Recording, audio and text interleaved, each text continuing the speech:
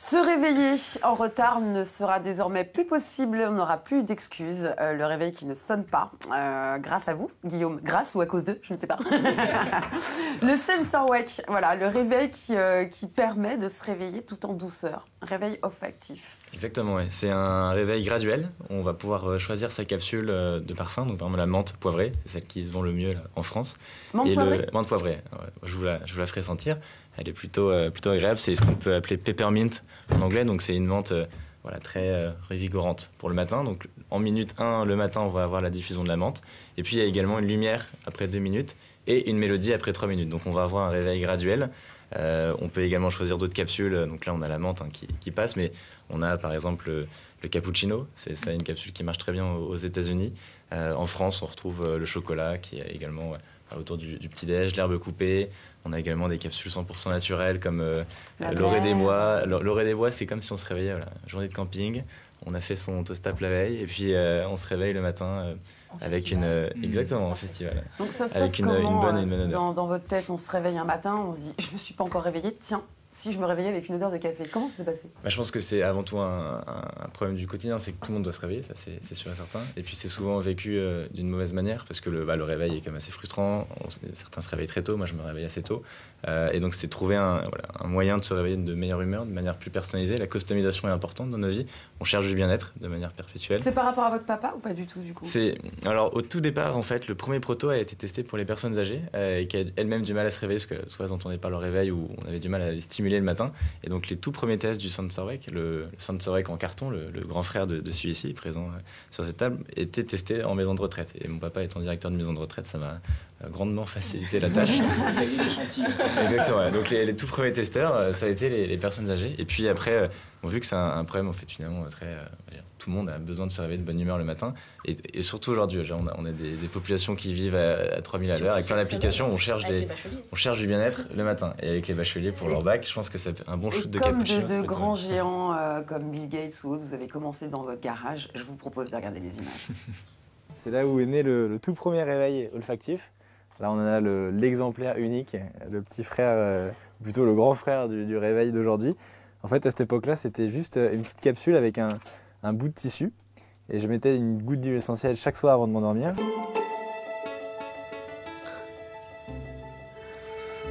Entre le moment où l'idée et la conception, il se passe combien de temps? C'est bon souvenir d'avoir ça. Entre l'idée, c'était il y a 3 ans, et à peu près 9 mois après, le premier produit est arrivé. Ça a été une présentation aux États-Unis, au CES, qui est le plus grand salon électronique du monde. Et puis après, bien entendu, il faut passer de l'idée... Le Science aussi de Google. Exactement, et Google a accompagné le projet, il l'accompagne toujours. Donc ça a été une vraie chance. Comment ça s'est passé? Le géant de Google vous appelle. Bonjour Guillaume. Hi Guillaume. How are you? I'm so wake me interested by. Ça se passe comment? Déjà, c'est compliqué parce que c'était juste après le lycée, donc mon niveau d'anglais était très mauvais. Vous avez quel âge actuellement? 19 ans? Donc là, alors, j'ai commencé à 18 ans et puis là maintenant j'ai 21 ans, donc c'était il y a 3 ans. Donc déjà il faut apprendre très vite l'anglais et puis donc c'était à Mountain View pour la finale du Google Science Fair, qui est une compétition en fait internationale de sciences qui est ouverte à tous les jeunes et qui va bientôt commencer. Donc si tous les jeunes qui nous entendent là ce matin veulent y participer, ils peuvent. Et puis c'est une sélection et un top 15 à Mountain View, donc dans la Silicon Valley, c'est en Californie aux États-Unis. Et ensuite Google accompagne les projets pour qu'ils puissent devenir réalité. Donc des projets de jeunes. À l'époque c'était un prototype, on le voit, c'était un petit bout de carton.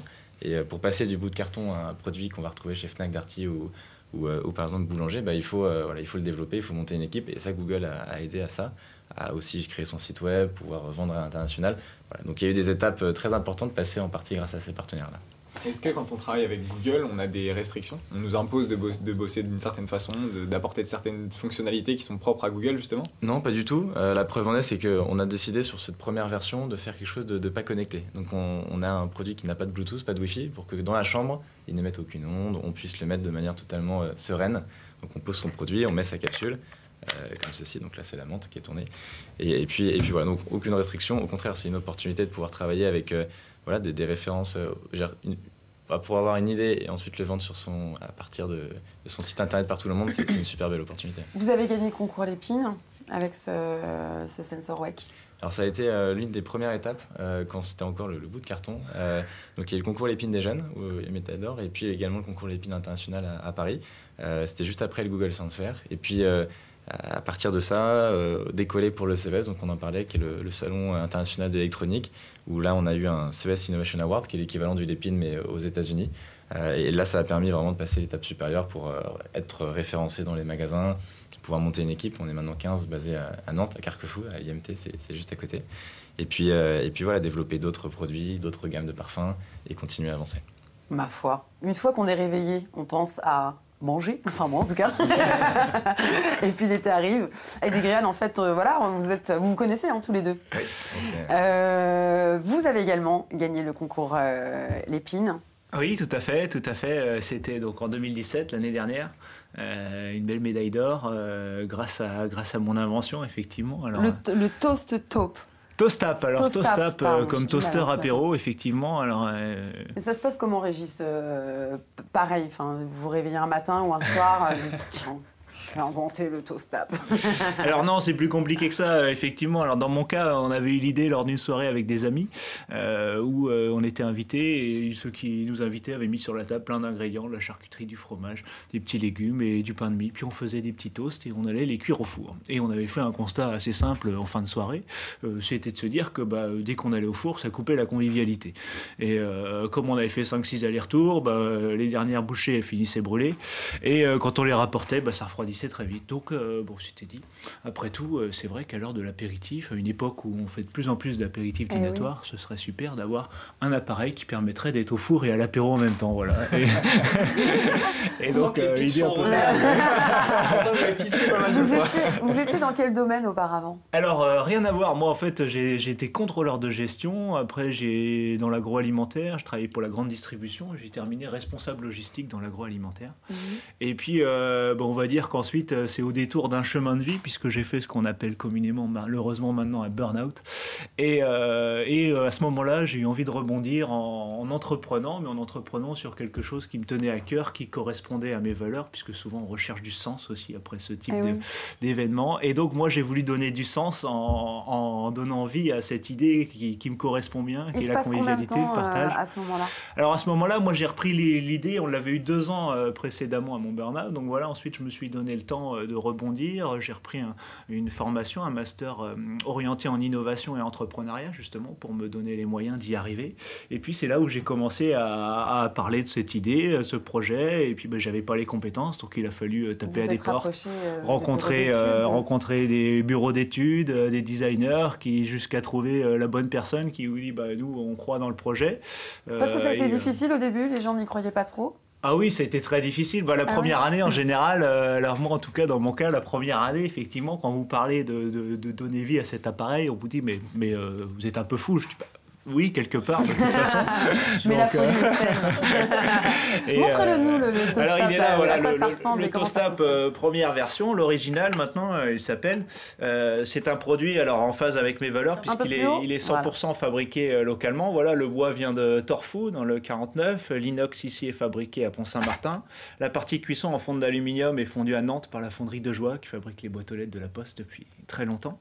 Et les poignées sont fabriquées à la planche. Voilà. 100% made in Pays de la Loire. Quasiment. Et alors, ça fonctionne, c'est électrique, ça? Alors, c'est un brûleur à alcool, justement, voilà, que tout le monde connaît généralement, puisque c'est les brûleurs de type fondu, qui existent depuis très longtemps. Et dedans, on met une pâte à combustible qui remplace l'alcool à brûler qu'on mettait autrefois, donc qui n'a pas d'odeur, qui est parfaitement sécuritaire. Et l'avantage, c'est qu'on peut l'emmener partout, pas besoin de le brancher, il est autonome, et on peut s'amuser autour à faire plein de choses. Voilà. Alors, vous aussi, concours Lépine en 2016. Alors, concours Lépine en 2017, voilà, la médaille d'or, avec cette version-ci. Et puis, cette année, une médaille de bronze, voilà, je l'ai amenée avec moi, voilà, pour ceux qui n'ont jamais vu une médaille du concours Lépine. Souvent, on voit les diplômes, mais on a aussi les médailles, voilà. Donc, médaille de bronze pour... C'est une belle revanche après un burn-out? Oui, complètement. C'est une belle revanche. C'est l'envie de vivre pleinement sa vie. Vous avez cru en vous et ça a fonctionné. Vous avez réussi à insuffler votre projet et votre énergie Ouais, c'est ça, quelque part, on concentre notre énergie sur un projet qui nous tient à cœur, et pour moi c'est important. On parle souvent de passion, il faut être passionné. Ben, moi j'ai choisi effectivement de vivre ma passion, de donner vie à ce projet, et puis c'est pas facile, mais comme on dit souvent, on met du cœur à l'ouvrage, et c'est ça le plus important. Alors, du coup alors le premier produit que je vous ai montré tout à l'heure, qui est fabriqué localement, il est vendu à 200 €. Voilà. Et puis le nouveau produit que je peux vous montrer ici, j'ai amené le prototype, voilà, puisque là on est sur la base d'un prototype. Celui-ci, on l'a dévoilé le 4 juin dernier, donc on a lancé les préventes. Et celui-ci, il sera livré pour la fin de l'année, et il est en prévente sur notre site internet à 79 € seulement.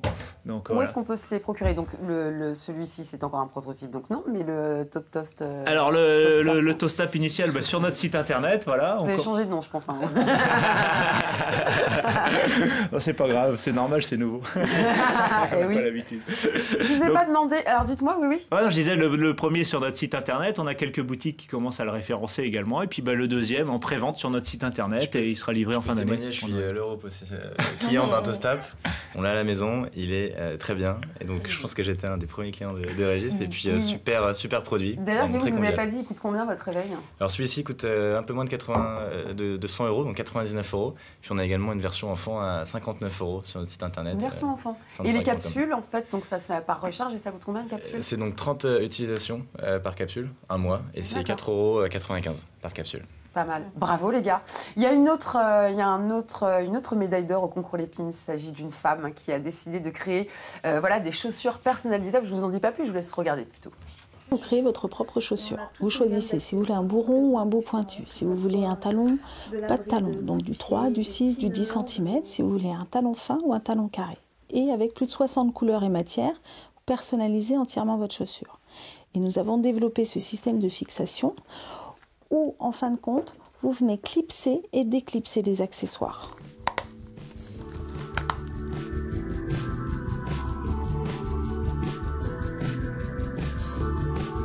Elle est coupée à la main, il y a c'est peint à la main, quoi.